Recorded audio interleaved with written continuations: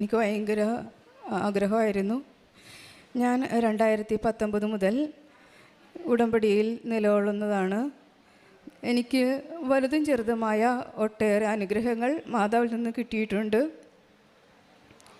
ഞങ്ങൾ ഒരു 7 വർഷത്തോളമായി ഒരു കാറ് കയറുന്ന വഴിയുള്ള ഒരു സ്ഥലത്തിന് വേണ്ടി പ്രാർത്ഥിക്കുന്നുണ്ടായിരുന്നു. ഇവിടെ വന്ന് ഉടമ്പടിയിൽ പ്രാർത്ഥിച്ചപ്പോൾ ഞങ്ങൾക്ക് 2 സൈഡിലും കാറ് കയറുന്ന വഴിയുള്ള സ്ഥലം ലഭിക്കുകയും 6ാമത്തെ പ്രാവശ്യം ഉടമ്പടി പുതുക്കിയപ്പോഴത്തേക്കും അവിടെ ഒരു 2200 സ്ക്വയർ ഫീറ്റുള്ള വീട് വളരെ മനോഹരമായി തന്നെ പണി തീർന്ന് 1 വർഷത്തിനുള്ളിൽ തന്നെ അവിടെ താമസമാക്കാനും മാതാവ് അനുഗ്രഹിച്ചു. വീടിന് കൃപാലയം എന്നാണ് പേരിട്ടത്. ചെയ്തു തന്ന എല്ലാ അനുഗ്രഹങ്ങൾക്കും നന്ദി. പിന്നെ എനിക്ക് പറയാനുള്ളത്, എൻ്റെ അനിയന് ക്യാൻസർ ആയിരുന്നു. ജൂലൈ 30-നാണ് ക്യാൻസർ സ്ഥിരീകരിച്ചത്. അതിനുശേഷം വളരെ വിഷകരമായ അവസ്ഥയിൽ കൂടെ കടന്നു പോയെങ്കിലും മാതാവ് അവനെ വേണ്ടുവോളം അനുഗ്രഹിച്ചു. അത് തോമസ് തന്നെ പറയും. ഈശോ മിശിഹായ്ക്ക് സ്തുതിയായിരിക്കട്ടെ. എൻ്റെ പേര് തോമസ് മാമ്പള്ളി. ഞങ്ങൾ ഡൽഹിയിൽ നിന്നാണ് വരുന്നത്. ചേച്ചി പറഞ്ഞതുപോലെ ജൂലൈ 30-ാം തീയതി 2024 ജൂലൈ 30-ാം തീയതി എനിക്ക് കോളറക്ടൽ ക്യാൻസർ ഡയഗ്നോസ് ചെയ്തു. അത് കഴിഞ്ഞിട്ട് ചികിത്സയുടെ ഭാഗമായിട്ട് ഡൽഹിയിലെ ഓൾ ഇന്ത്യ സയൻസ് മെഡിക്കൽ കോളേജിൽ ചെന്നപ്പോൾ അവിടെ പല സാങ്കേതിക ബുദ്ധിമുട്ടുകളുണ്ട്. നമുക്ക് ഓപ്പറേഷൻ നടക്കാതെ വരികയും അതിൻ്റെ ഫലമായിട്ട് നമ്മൾ അടുത്തൊരു പ്രൈവറ്റ് ഹോസ്പിറ്റലിലേക്ക് പോവുകയും ചെയ്തു. അവിടെയും പല ബുദ്ധിമുട്ടുകളും എനിക്ക് അനുഭവപ്പെട്ടു. അതായത് ഡോക്ടറെ ഡേറ്റ് കിട്ടാനുള്ള ബുദ്ധിമുട്ട്, സാമ്പത്തിക പ്രശ്നങ്ങൾ, ഇതൊക്കെ ഞാൻ ചേച്ചിമാരായിട്ട് ഷെയർ ചെയ്യുമായിരുന്നു. അപ്പോൾ അവർ ഉടമ്പടി എടുത്തു. അവരെന്നോട് പറഞ്ഞു, നീ ധൈര്യമായിട്ടിരിക്കെ, മാതാവ് എല്ലാം നടത്തിക്കോളും. അതിൻ്റെ ഫലമായിട്ട് എത്രയും പെട്ടെന്ന് തന്നെ ഏറ്റവും അടുത്തൊരു ഡേറ്റിൽ സെപ്റ്റംബർ 4-ാം തീയതി എനിക്ക് സർജറിക്ക് ഡേറ്റ് കിട്ടുകയും ഏകദേശം 9.5 മണിക്കൂർ എടുത്തൊരു സർജറി ആയിരുന്നു. ഈ സർജറിക്ക് ശേഷം എനിക്ക് കൊളസ്റ്റമി ബാഗ് ഇടേണ്ടതായിട്ട് വരുമെന്നാണ്, മിക്കവാറും വരും, 90% കൊളസ്റ്റമി ബാഗ് ഇടേണ്ടതായിട്ട് വരുമെന്നാണ് പറഞ്ഞത്. അപ്പോഴും എനിക്ക് ഒത്തിരി വിഷമമായിരുന്നു. കാരണം ട്രാവൽ ചെയ്യാനും ജോലിക്ക് പോകാനൊക്കെ ഉള്ള ബുദ്ധിമുട്ട്.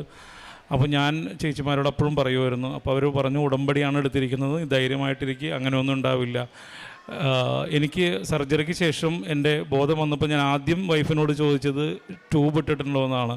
അപ്പോൾ അവൾ പറഞ്ഞത് ട്യൂബ് ഇട്ടിട്ടില്ല, മാതാവ് വലിയൊരു അനുഗ്രഹമാണ് തന്നത്. കാരണം ഏകദേശം 16 സെൻറ്റിമീറ്ററോളം എൻ്റെ സിഗ്മോയിഡ് കോളൻ, അതായത് വൻകുടലിന് താഴേന്ന് മുറിച്ച് മാറ്റി.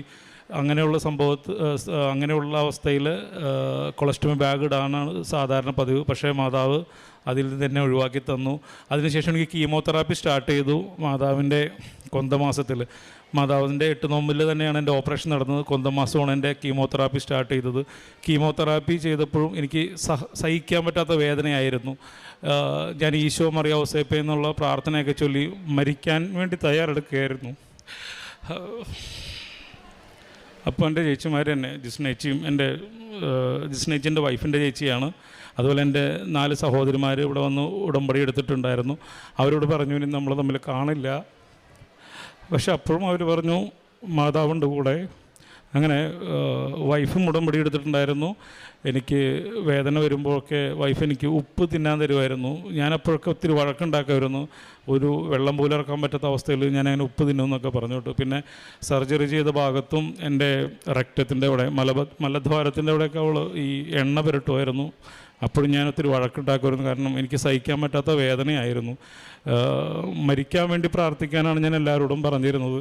പക്ഷേ എനിക്ക് ജീവിതം മാതാവ് തിരിച്ചു തന്നു. ചേച്ചിമാരെല്ലാം പറഞ്ഞ പോലെ തന്നെ എനിക്ക് ഒത്തിരി അനുഗ്രഹം ഉണ്ടായി. എന്നെ കണ്ടു കഴിഞ്ഞാൽ ഇപ്പോൾ എൻ്റെ ഫ്രണ്ട്സും മറ്റുള്ളവരെല്ലാം പറയുന്നത്, നീ ഒരു ക്യാൻസർ രോഗിയായിരുന്നു എന്ന് വിശ്വസിക്കാൻ പറ്റുന്നില്ല എന്നാണ്. കാരണം എൻ്റെ ഒരു മുടി പോലും പോയില്ല, ഒരു നഖത്തിനൊരു കളർ ചേഞ്ച് പോലും സംഭവിച്ചില്ല.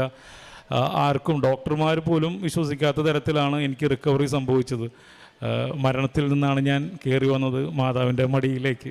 Thank you. കാരുണ്യപ്രവർത്തികളായിട്ട് ചെയ്തിരുന്നത്, എന്നെക്കൊണ്ട് പറ്റുന്ന പോലെ ചെറിയ രീതിയിലുള്ള സാമ്പത്തിക സഹായം പാവങ്ങൾക്ക് ഞാൻ ചെയ്തിരുന്നു. പിന്നെ പത്രം ഇവിടെ വന്ന് വാങ്ങിച്ചുകൊണ്ട് പോയി വീട്ടിൽ ചെന്ന് വിശ്വാസ പ്രമാണം ചൊല്ലി പ്രാർത്ഥിച്ച്, മാതാവേ, ഈ പത്രം എത്തുന്ന വീടുകളിൽ മാതാവിൻ്റെ ഒരു അനുഗ്രഹം അവർക്ക് ഉണ്ടാവണേ, എപ്പോഴും അവരുടെ കൂടെ ഉണ്ടാവണേ എന്ന് ഞാൻ പ്രാർത്ഥിച്ചിട്ടാണ് കൊടുത്തിരുന്നത്. കൂടാതെ എൻ്റെ എല്ലാ പ്രതിസന്ധി ഘട്ടങ്ങളിലും ഞാൻ മാതാവിനെ വിളിച്ചപേക്ഷിക്കും. എവിടെ പോയാലും നെറ്റിയിൽ തൈലം പുരട്ടി പ്രാർത്ഥിച്ച്, മാതാവേ ഞാൻ ഒറ്റക്കാണ് പോണത്, മാതാവ് എൻ്റെ ഒപ്പം വന്നോട്ടാ എന്ന് പറഞ്ഞ് പ്രാർത്ഥിച്ചാണ് ഞാൻ വീട്ടിൽ നിന്ന് ഇറങ്ങാറുള്ളത്. എൻ്റെ എല്ലാ കാര്യങ്ങളും അമ്മ മാതാവ് സാധിച്ചു തരുന്നു. ഇത്രയും അനുഗ്രഹങ്ങൾ ചെയ്ത മാതാവിനും തിരുക്കുമാരനും 1000 നന്ദി. അമ്മ മാതാവിന് 1000 നന്ദി. ഞാൻ 2022 ആദ്യമായി ഉടമ്പടി എടുക്കുന്നത്. അന്ന് ഞങ്ങൾക്ക് സ്വന്തമായൊരു വീടില്ല. അതാണ് ഞാൻ ആദ്യം നിയോഗം വെച്ചത്. പിന്നെ ഞങ്ങൾക്ക് സ്വന്തമായ ബിസിനസ്സാണ്. കൊറോണ സമയത്ത് ബിസിനസ് എല്ലാം തകർന്ന് നാട്ടിൽ നിൽക്കേണ്ട അവസ്ഥ വന്നു. ആ ഒരു സന്ദർഭത്തിലാണ് ഞാൻ ആദ്യമായി ഉടമ്പടി എടുക്കുന്നത്. അന്ന് എനിക്ക് ഉടമ്പടിയെക്കുറിച്ചോ കൃപാസനത്തെക്കുറിച്ചോ ഒന്നും ഒരു അറിവും ഉണ്ടായിരുന്നില്ല. എൻ്റെ നാത്തൂനും എൻ്റെ ചേച്ചിയും വഴിയിട്ടാണ് ഞാൻ കൃപാസനത്തെക്കുറിച്ച് അറിയുന്നതും ഇവിടെ വന്ന് ഉടമ്പടി എടുക്കുന്നതും.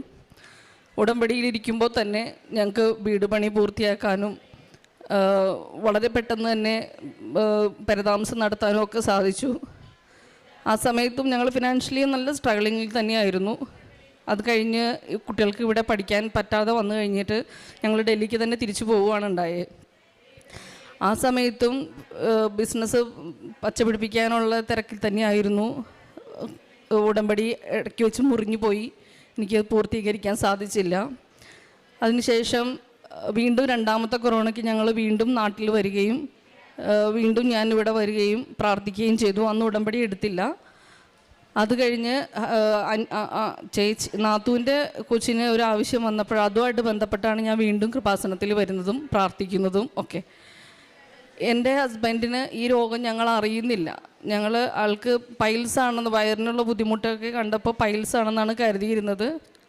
ഇടയ്ക്കിടെ ലൂസ് മോഷൻ, ചിലപ്പോൾ ഒക്കെ ബ്ലീഡിങ്, അങ്ങനെ വയറിന് ബന്ധമായിട്ട് പല പ്രശ്നങ്ങളൊക്കെ ആയിട്ട് നടക്കുമായിരുന്നു. ഞങ്ങൾക്കത് തിരിച്ചറിയാൻ പറ്റിയില്ല.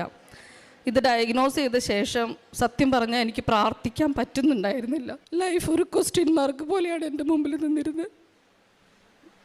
എനിക്ക് 2 മക്കളാണ്. മൂത്താൾ 9ാം ക്ലാസ്സിൽ, രണ്ടാമത്തെ ആൾ 3ാം ക്ലാസ്സിൽ. ഞാനിത് മുന്നോട്ട് എങ്ങനെ കൊണ്ടുപോകും? വളരെ ചിലവേറിയ ചികിത്സയാണ്. എന്ത് ചെയ്യണമെന്നറിയാതെ വന്നപ്പോൾ ഞങ്ങൾ 2 കുടുംബങ്ങളും ഞങ്ങളോട് കൂടെ നിന്ന് പറഞ്ഞു, എന്ത് വന്നാലും നമ്മൾ ചികിത്സിക്കും, അവനെ രക്ഷപ്പെടുത്തും, നീ നന്നായി പ്രാർത്ഥിക്കുക. സത്യം പറഞ്ഞാൽ ഓർമ്മ വെച്ച കാലം തുടങ്ങി ഞാൻ ചെല്ലുന്ന പ്രാർത്ഥനയാണ് നന്മ നിറഞ്ഞ മറിയമേ. എനിക്കത് ഉച്ചരിക്കാൻ പോലും പറ്റുന്നുണ്ടായിരുന്നില്ല. ഡോക്ടറെ കണ്ടു. എയിംസിലാണ് ഞങ്ങൾ ആദ്യം പോയത്. ഒരുപാട് ബുദ്ധിമുട്ടുകൾ വന്നു. ഞങ്ങൾ സർജറിക്ക് ഫിക്സ് ചെയ്ത ഡേറ്റിൽ ഒരു ഡോക്ടറുടെ ഇത് വന്നിട്ട് ആ സമയത്ത് എല്ലാം സ്ട്രൈക്ക് വന്നു. ഞങ്ങൾക്ക് സർജറി അന്നേരം നടത്താൻ പറ്റാതെ വന്നു. അത് കഴിഞ്ഞിട്ട് രണ്ടും കൽപ്പിച്ച് പ്രൈവറ്റ് ഹോസ്പിറ്റലിൽ പൈസയുടെ ബുദ്ധിമുട്ട് ഓർത്തിട്ടാണ് ഞങ്ങൾ എയിംസിൽ ആദ്യം പോയത്. അത് കഴിഞ്ഞ് അവിടെ നടത്താതെ വന്ന് പ്രൈവറ്റ് ഹോസ്പിറ്റലിൽ എന്ത് വന്നാലും ചെയ്യാമെന്നുള്ള ഇതിൽ തന്നെ ചേച്ചിമാരെൻ്റെ കൂടെ നിന്നു. അവർ പറഞ്ഞു എന്തായാലും പ്രൈവറ്റിലെങ്കിൽ പ്രൈവറ്റിൽ നമുക്ക് നടത്താം. അങ്ങനെ വന്ന് ഞങ്ങൾ ഇന്ദ്രപ്രസ്ഥ അപ്പോളോ ഹോസ്പിറ്റലിനെ സമീപിച്ചു. അവിടെ ചെന്നു. ആ ഡോക്ടറുടെ ഡേറ്റ് കിട്ടാൻ ഭയങ്കര ബുദ്ധിമുട്ടാണെന്ന് അറിഞ്ഞായിരുന്നു. എന്നാലും ഏറ്റവും ബെസ്റ്റാണല്ലോ നമ്മൾ നോക്കുകയുള്ളൂ. അങ്ങനെ അവിടെ ചെന്ന് ഡോക്ടറെ കണ്ടു കഴിഞ്ഞപ്പോഴാണ് അസുഖത്തിൻ്റെ തീവ്രത നമ്മളത്രയും മനസ്സിലാക്കുന്നത്. കൊളറക്ടൽ ക്യാൻസർ ഏറ്റവും വേഴ്സ്റ്റ് സ്റ്റേജാണ്, അഡ്വാൻസ്ഡ് ആണ് വന്നിരിക്കുന്നത്. 3rd സ്റ്റേജ് കവറപ്പ് ആവുകയാണ്. 40% ചാൻസ് പോലും രക്ഷപ്പെടാനില്ല. പക്ഷെ അത് അന്നേരം എന്നോട് ഒരു പറഞ്ഞില്ല, കുറച്ച് ക്രിട്ടിക്കലാണെന്ന് മാത്രമേ പറഞ്ഞുള്ളൂ. പക്ഷേ എൻ്റെ നാത്തൂമാർ, അവരോട് ഡോക്ടർ കമ്മ്യൂണിക്കേഷൻ ഉണ്ടായിരുന്നു. അവർ നഴ്സസാണ്. ഒരാൾ ഓസ്ട്രേലിയ, ഒരാൾ ഇറ്റലിയിലുമാണ്. 2 പേരോടും കമ്മ്യൂണിക്കേറ്റ് ചെയ്തിരുന്നു. അവർ ചേച്ചിമാർ ഉടമ്പടി എടുത്തിട്ടുണ്ടായിരുന്നു. ഞാൻ ഇതാണെന്ന് അറിഞ്ഞ് ഡയഗ്നോസ് ചെയ്ത സമയത്ത് തന്നെ അവർ ഉടമ്പടി എടുത്തിരുന്നു. രണ്ടാമത്തെ ചേച്ചി ഇവിടെ അതിതീവ്രമായിട്ട് പ്രാർത്ഥിക്കുന്നതാണ്. ഞാൻ ഹോസ്പിറ്റലിൽ അഡ്മിറ്റായ സമയത്ത് ഞാൻ വേണ്ടി പ്രാർത്ഥിക്കുകയും ഇവിടെ വന്ന് അച്ഛനെ വന്ന് ഫോട്ടോ, ഹോസ്പിറ്റലിൽ കിടക്കുന്ന ഫോട്ടോ കാണിച്ച് കാശുരൂപം വാങ്ങിച്ച് ഞങ്ങൾക്ക് അയച്ചു തരികയുണ്ടായത്. ആ കാശുരൂപം ഇന്നും ചായൻ്റെ വെന്തിഞ്ഞയിൽ കിടക്കുന്നുണ്ട്. ഞാൻ വളരെ വിശ്വസ്തയോടുകൂടി അന്ന് തുടങ്ങി മുട്ടിപ്പായിട്ട് എനിക്കാണ് പ്രാർത്ഥിക്കാൻ പറ്റാതെ വന്നത്. എനിക്ക് പ്രാർത്ഥന ചെല്ലാൻ പറ്റുന്നില്ലായിരുന്നു. പക്ഷെ ഇവരെല്ലാവരും എൻ്റെ കൂടെ കൈത്താങ്ങായിട്ട് നിന്ന് പ്രാർത്ഥിച്ചു. സർജറി വളരെ സക്സസ്ഫുള്ളായിട്ട് നടന്നു. അത് കഴിഞ്ഞിട്ട് 12 കീമോതെറാപ്പി സെക്ഷനാണ് അവരെന്നോട് പറഞ്ഞത്. അത് ഒരു ഹോപ്പും ഇല്ലാതെയാണ് നമ്മളോട് പറയുന്നത്. കീമോതെറാപ്പി ഫലിക്കുമോ എന്ന് പോലും ഉറപ്പില്ല എന്നാണ് പറഞ്ഞത്. പക്ഷെ ഞാനിതൊന്നും അറിയുന്നില്ല. ഞാൻ സർജറി കഴിഞ്ഞു വളരെ പ്രതീക്ഷയോടെ തന്നെയാണ് മുന്നോട്ട് കൊണ്ടുപോയിക്കൊണ്ടിരുന്നത്. അതിനിടയ്ക്ക് ആൾക്ക് പല പല ബുദ്ധിമുട്ടുകൾ, അതിനുശേഷം കാർഡിയാക്കിൻ്റെ ബുദ്ധിമുട്ടുകളൊക്കെ വന്നു. ആ സമയത്തൊക്കെ നമ്മൾ ഈ വിശുദ്ധ ഉപ്പിലും തൈലത്തേലുമാണ് പിടിച്ച് നിൽക്കുന്നത്. നാവിലൊന്നും കൊടുക്കാൻ പാടില്ലെന്ന് പറഞ്ഞിട്ടും ഇതിൽ എൻ്റെ ഒരു വിശ്വാസം ഇത് ചെന്ന് കഴിഞ്ഞാലുള്ള ആൾ ഓക്കെ ആവും എന്നുള്ളത്. പിന്നീടുള്ള റിക്കവറി എന്ന് വളരെ സ്പീഡപ്പായിരുന്നു.